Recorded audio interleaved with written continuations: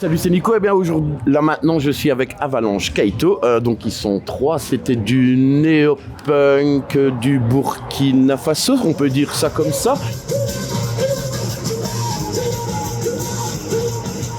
Je vous passe le micro, vous vous présentez. Moi c'est Benjamin, je suis le batteur et je fais des machines aussi dans Avalanche Kaito. Voilà.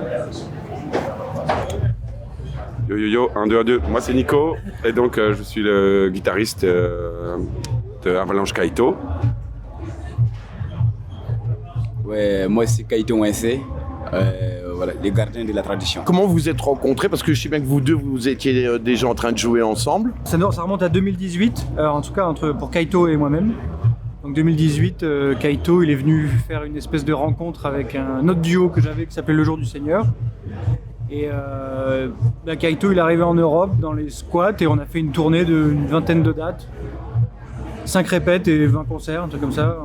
C'était la fin de 2018, c'était la fin de l'automne et l'hiver de 2018.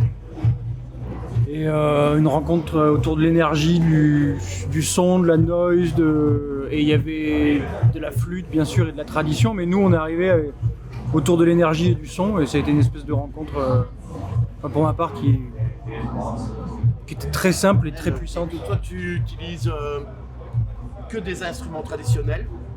Et oui, moi j'utilise en fait les instruments traditionnels parce que c'est ce qui faisaient en fait mes grands-parents.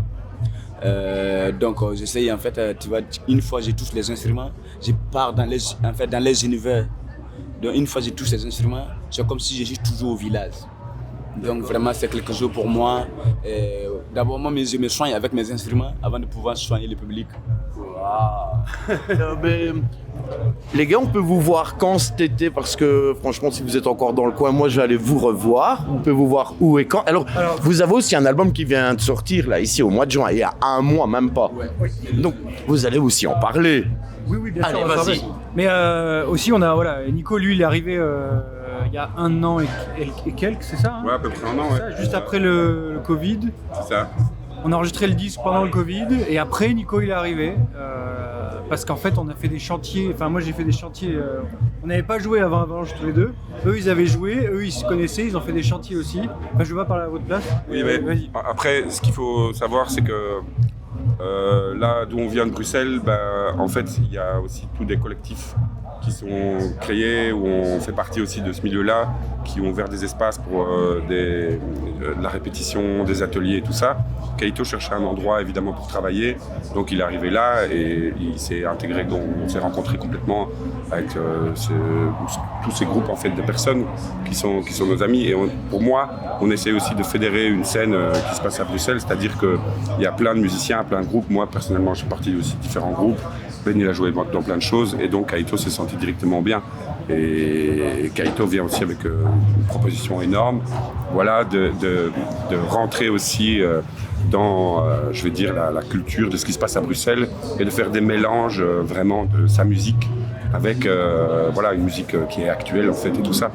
Donc c'était un peu le challenge et tout ça. Mais ça s'est passé très bien parce que c'était la rencontre du soleil. Et puis vous me dites ce que vous allez aller voir ce soir les gars? Oui. Et puis surtout changez rien, c'était très très bien. On veut aller voir Sleaford Mods mais je crois qu'on va devoir rentrer parce que ça fait trop tard. On a du boulot. Il y a du boulot, ouais. Mais du coup, il y avait un autre groupe qui était curieux. En fait, on nous a comparé aussi à Black Midi. Ah ouais. Donc moi, je les ai jamais vus en live. Oui. Donc on va aller voir Black Midi pour voir un peu ce que ça donne. Et toi, t'as envie de voir un truc?